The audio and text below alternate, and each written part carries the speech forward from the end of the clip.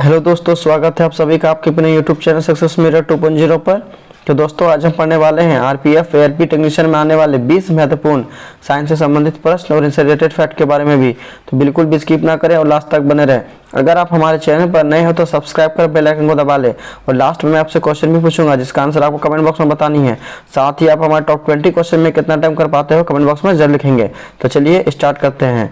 हमारा आज का पहला सवाल है, सितार में कौन सी ऊर्जा किस प्रकार की ऊर्जा में परिवर्तित होती है। और दोस्तों किसी भी प्रश्न का उत्तर अगर आपको पहले से मालूम हो तो कमेंट बॉक्स में जरूर लिखेंगे। तो दोस्तों सितार में ऊर्जा का रूपांतरण किस प्रकार होता है, तो इसका सही उत्तर हमारा हो जाएगा ऑप्शन नंबर बी, यांत्रिक ऊर्जा ध्वनि ऊर्जा में रूपांतरित हो जाती है।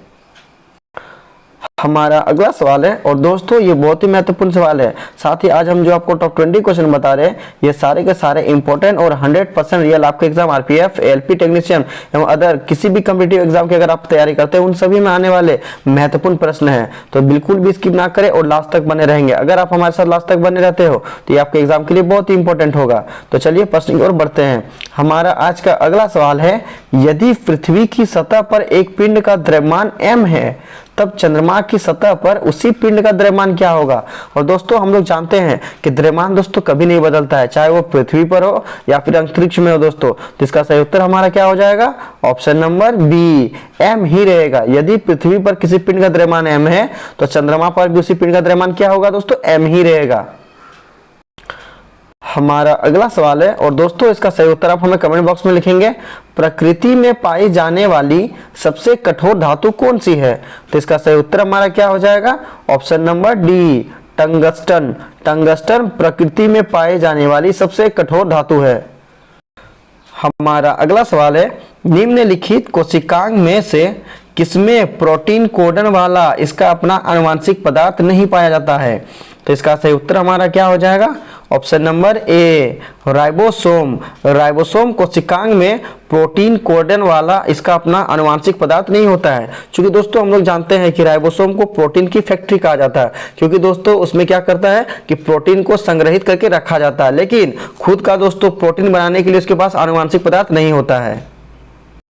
हमारा अगला सवाल है, और दोस्तों ये प्रीवियस ईयर 2018 में टेक्नीशियन में पूछा गया सवाल है।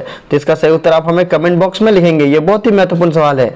उस ऊतक को क्या कहते हैं जिसकी कोशिकाएं पतली भित्ति वाली, जीवित, कमोबेश आइसोडायमेट्रिक होती है और जिसमें अंतः कोशिकीय स्थान होती है। तो इसका सही उत्तर हमारा क्या हो जाएगा ऑप्शन नंबर सी, पैरेन्काइमा। चूंकि दोस्तों पैरेन्काइमा पतला और लंबा होता है जिसके कारण दोस्तों इसकी कोशिका क्या होती है हमारा पतली भित्ति वाली होती है और जीवित, कमोबेश आइसोडायमेट्रिक होती है जिसमें दोस्तों अंतः कोशिकीय के लिए स्थान होती है। हमारा अगला सवाल है, पसीने की ग्रंथियां कहाँ की त्वचा में सर्वाधिक संख्या में होती है, इसका सही उत्तर हमारा क्या हो जाएगा ऑप्शन नंबर बी, माफ कीजिएगा दोस्तों यहाँ लिखना भूल गए हैं, कंधे की बगल में। दोस्तों जो हमारा कंधा का नीचे हाथ होता है दोस्तों उसके बगल में जो आर्म ड्रम्स होती है दोस्तों वहां पर हमारा क्या होता है कि वहां पर सबसे ज्यादा पसीने की ग्रंथियां पाई जाती है। हमारा अगला सवाल है, और ये बहुत ही महत्वपूर्ण सवाल है और इसका सही उत्तर आप हमें कमेंट बॉक्स में लिखेंगे। पिज्जा और बर्गर जैसे फास्ट फूड आइटम से आमतौर पर कौन से पोषक तत्व प्राप्त होते हैं, तो पिज्जा और बर्गर जैसे फास्ट फूड आइटम से आमतौर पर कौन से पोषक तत्व प्राप्त होते हैं, तो इसका सही उत्तर हमारा हो जाएगा ऑप्शन नंबर डी, वसा और सोडियम। चूंकि दोस्तों पिज्जा में सबसे ज्यादा दोस्तों चीज का प्रयोग किया जाता है और बर्गर में दोस्तों चीज का भी, तो जिसके कारण दोस्तों उसमें क्या होता है हमारा वसा और सोडियम की मात्रा सबसे ज्यादा होता है।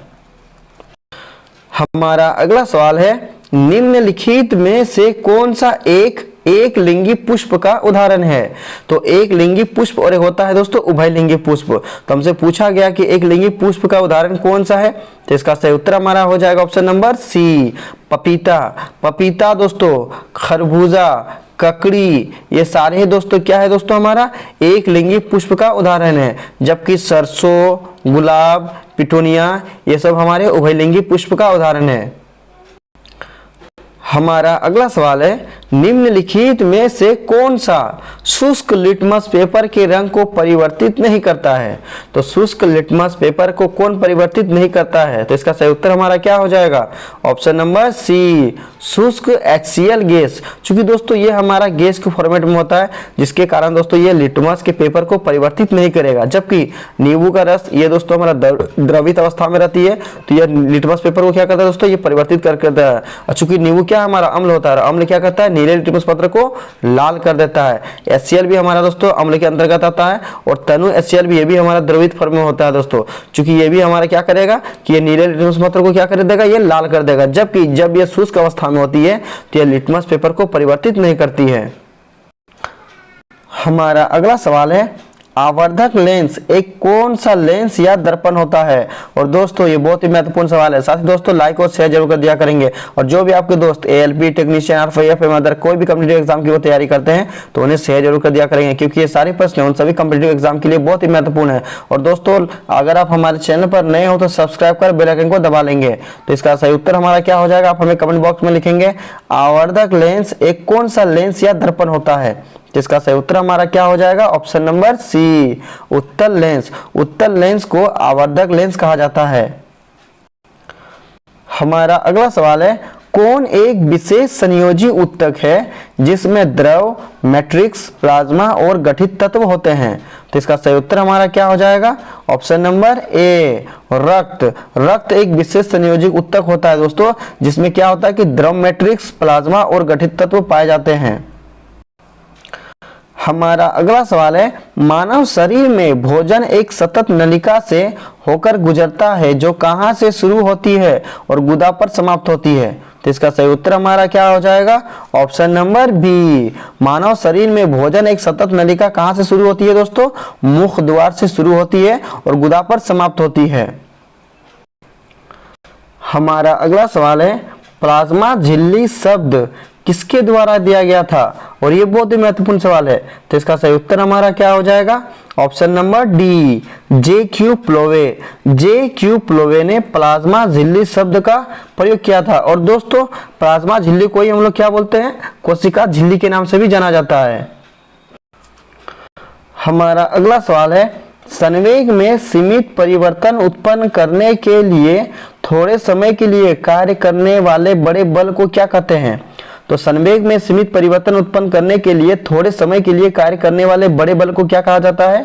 तो इसका सही उत्तर हमारा हो जाएगा ऑप्शन नंबर बी, आवेग। आवेग दोस्तों संवेग में थोड़े समय के लिए कार्य करने वाले बड़े बल को कहा जाता है। और आवेग कैसा मात्रक क्या होता है दोस्तों? न्यूटन सेकेंड होता है, न्यूटन सेकेंड। हमारा अगला सवाल है, प्रोटीन की संरचना की व्याख्या किसने की? इसका सही उत्तर हमारा क्या हो जाएगा? ऑप्शन नंबर सी, जॉनसन और क्रिस्टे। जॉनसन और क्रिस्टे ने प्रोटीन की संरचना की व्याख्या की। हमारा अगला सवाल है, और दोस्तों ये बहुत ही महत्वपूर्ण सवाल है, इसका सही उत्तर आप हमें कमेंट बॉक्स में लिखेंगे। साथ ही दोस्तों लाइक और शेयर जरूर कर दिया करेंगे। और जो भी हमारे चैनल पर नए हो सब्सक्राइब कर बेल आइकन को दबा लेंगे। प्रथम टीका यानी वैक्सीन किसके द्वारा विकसित किया गया? तो प्रथम टीका या वैक्सीन किसके द्वारा विकसित किया गया? इसका सही उत्तर आप हमें कमेंट बॉक्स में लिखेंगे। तो क्या हो जाएगा दोस्तों इसका सही उत्तर हमारा? Option number B, Edward Jenner. Edward Jenner ने प्रथम टीका अर्थात वैक्सीन को विकसित किया। हमारा अगला सवाल है, स्नायु जिसके माध्यम से मांसपेशियां अस्थियों से जुड़ी होती है निम्नलिखित में से किस लंबे रेशेदार प्रोटीन से कसकर संकुलित आबंधित होते हैं? तो इसका सही उत्तर हमारा क्या हो जाएगा? Option number B, collagen. Collagen protein से दोस्तों क्या होता है कि स्नायु और मांसपेशियां अस्थियों से जुड़ी होती है। साथ ही दोस्तों यह लंबे रेशेदार प्रोटीन से कसकर क्या होती है? बंधी होती है। हमारा अगला सवाल है, हेपेटाइटिस बी विषाणु से शरीर का कौन सा हिस्सा प्रभावित होता है? तो हेपेटाइटिस बी विषाणु से शरीर का कौन सा हिस्सा प्रभावित होता है? तो इसका सही उत्तर हमारा हो जाएगा ऑप्शन नंबर बी, यकृत। यकृत दोस्तों हेपेटाइटिस बी इससे क्या होता है? इसको प्रभावित करता है और यह एक वायरस से होने वाला बीमारी है। हमारा अगला सवाल है, निम्नलिखित में से कौन सा एक बीजपत्री पादप का उदाहरण नहीं है? तो इसका सही उत्तर हमारा क्या हो जाएगा कि कौन एक बीजपत्री पादप का उदाहरण नहीं है? तो इसका सही उत्तर हमारा हो जाएगा ऑप्शन नंबर सी, चना। चना दोस्तों हमारा द्विबीजपत्री है, एक बीजपत्री ये नहीं है। हमारा अगला सवाल है और दोस्तों आज का हमारा ये अंतिम प्रश्न है। साथ ही आज हमने जो आपको टॉप 20 क्वेश्चन बताए ये सारे के सारे इंपॉर्टेंट और 100% रियल आपके एग्जाम आरपीएफ, एआरपी टेक्नीशियन एवं अदर किसी भी कॉम्पिटिटिव एग्जाम की आप तैयारी करते हैं उन सभी में आने वाले महत्वपूर्ण प्रश्न हैं। तो सभी प्रश्नों को अच्छे से देखेंगे और उन्हें याद करेंगे। साथ ही दोस्तों लाइक और शेयर जरूर कर दिया करेंगे और जो भी हमारे चैनल पर नए हो सब्सक्राइब कर बेल आइकन को दबा लेंगे। तो चलिए प्रश्न की ओर बढ़ते हैं। हमारा आज का अंतिम प्रश्न है, निम्नलिखित में से कौन सा द्वितीय श्रेणी उत्तोलक का उदाहरण है? तो द्वितीय श्रेणी उत्तोलक का उदाहरण कौन सा है हमारा? तो इसका सही उत्तर हमारा हो जाएगा option number A, wheelbarrow. Wheelbarrow द्वितीय श्रेणी उत्तोलक का उदाहरण है। अब लास्ट वीडियो के क्वेश्चन का आंसर। लास्ट वीडियो में मैंने आपसे क्वेश्चन पूछा था कि ध्वनि किस माध्यम में यात्रा नहीं कर सकती है, और इसका सही उत्तर ऑप्शन नंबर डी था, निर्वात। और लगभग सभी स्टूडेंट ने इसका सही जवाब दिया और मोस्टली स्टूडेंट इसके बारे में डिटेल्स में लिखा। तो मैं आपको फिर बोलूंगा कि क्वेश्चन के बारे में आपको जितना ज्यादा से ज्यादा पता उन्हें आप लिखा करो, क्योंकि जो चीज आप लिख देते हो उन्हें आप कभी नहीं भूलते हो। अब आपके लिए आज का सवाल है, मानव शरीर में यूरिया का उत्पादन कहाँ होता है? 4 ऑप्शन दिया गया है, सही उत्तर आपको कमेंट बॉक्स में बतानी है। साथ ही आप हमारे टॉप 20 क्वेश्चन में कितना टाइम कर पाते हो कमेंट बॉक्स में जरूर लिखेंगे। तो दोस्तों लाइक और शेयर जरूर कर दिया करेंगे और जो भी हमारे चैनल पर नए हो सब्सक्राइब कर बेल आइकन को दबा लेंगे। तो चलिए मिलते हैं नेक्स्ट वीडियो में, तब तक के लिए बाय बाय, टेक केयर।